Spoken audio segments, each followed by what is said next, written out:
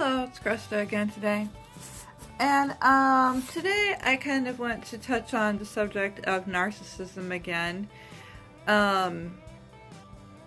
Feeling a little bit better, thank you.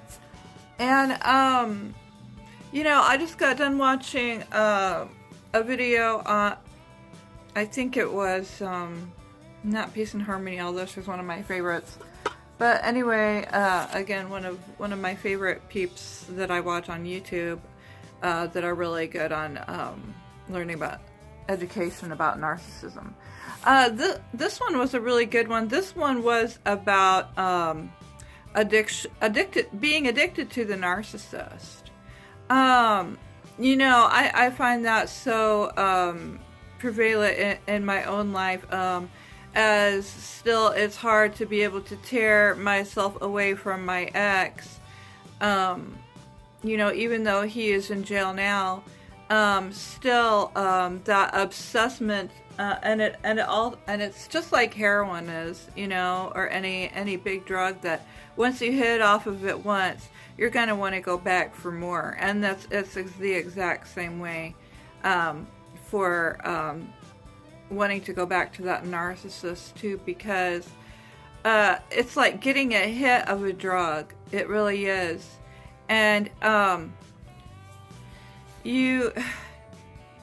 it's not really they themselves that you are addicted to, but it is more of like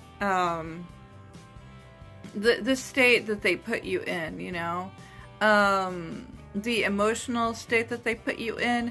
And that is really what you become addicted to. You get addicted to that really high and that really low, like the highs and lows of a drug. And it's just really hard to pull yourself away. I thought before that it was just the trauma bond, but it's more than that, though, because the underlying cause of it goes deeper than that. It goes to the chemicals that it's the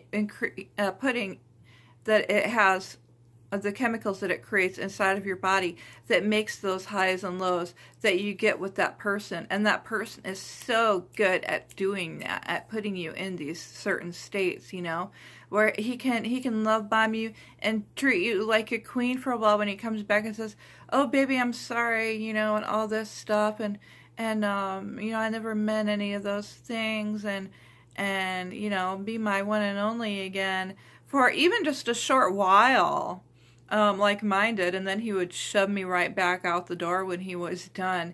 And it got to be really sad, and I knew there was something wrong, because I would go back and I didn't even like him anymore, and I knew how sad and pathetic it was, and I hated him more and more and more as time went on, because I would just keep falling for that again and again. But it's really not you. It's really not you, and it is really not your fault.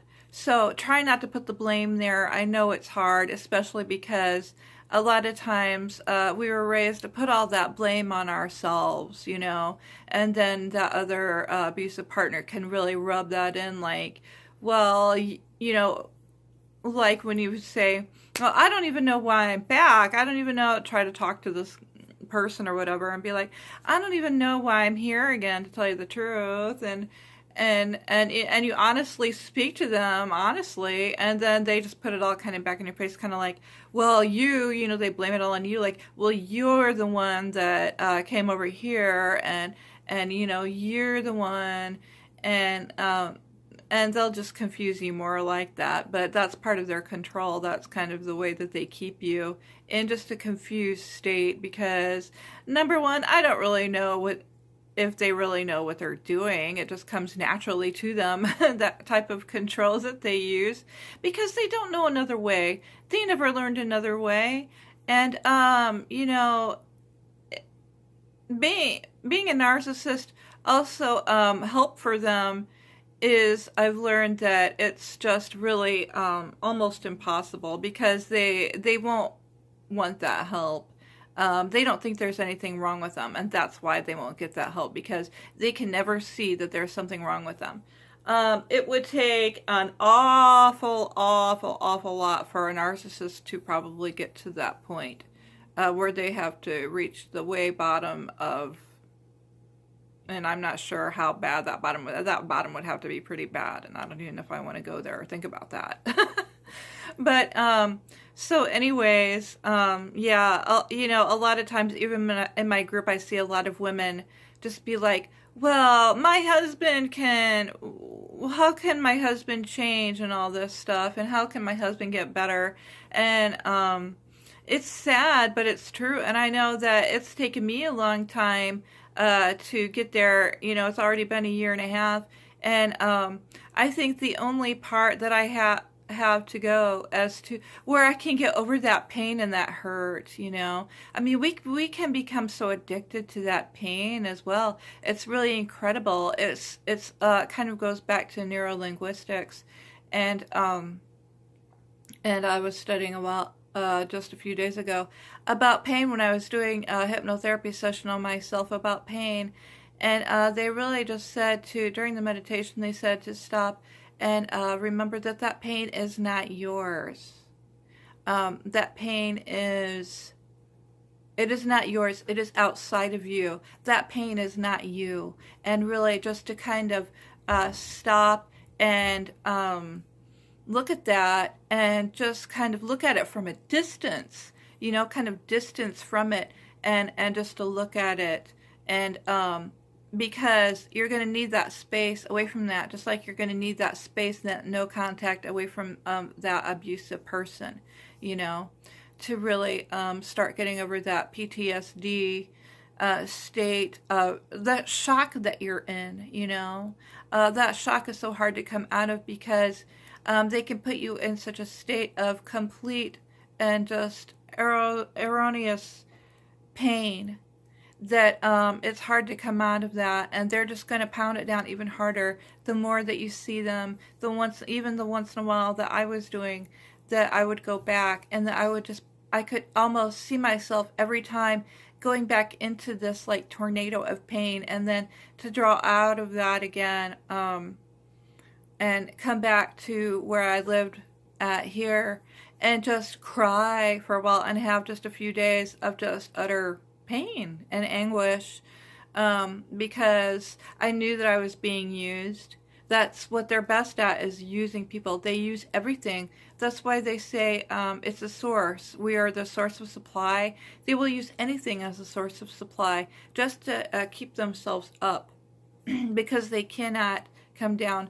The reason why they can't come down is because their lows are so low that they can't basically survive or cope like that. So they have to have other ways of coping because they are such unhappy people.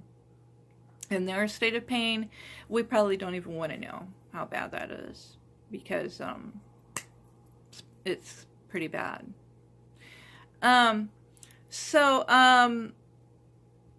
You know, mine used to use being a victim as a great tool to intercept me, especially because I'm an empath and I just want to take care of everybody.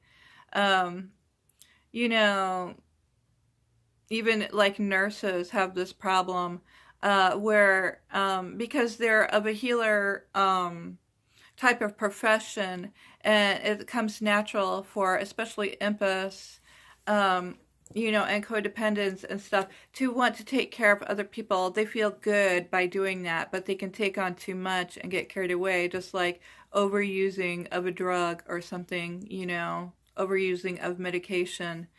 You know, it's really amazing because a lot of times these narcissists will put themselves as the victim. Like my ex did that when we got sick with the mold sickness, and he's also self-medicates.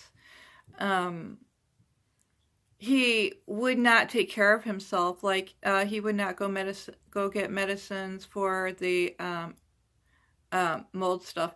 And I used to go over there. I would just stop over and just be like, I would even give him the medicine, and then he would not use it. And he would sit there and just cough and like puke and stuff, you know. And I felt sorry for him for a long time. But finally, as I'm learning that they can use that being sick just to hook you in and have you coming back to take care of them, because that's what the narcissist wants from you, is for you to take care of them, because they can't seem to do it on their own. They want that caretaker to do everything for them and to wipe their butts. That's what I always used to say. That I would wipe his ass. I mean, it was like he was just like a little kid, you know, a full-grown little kid, and very, very immature. So I'll keep it short today. Just wanted to kind of do a narcissist video today. I know my last two ones have been kind of not so focused. But anyways, the last one was kind of fun with my dog. So if anybody cares to listen to this, I hope it can benefit each and every one. And thank you. Have a beautiful day.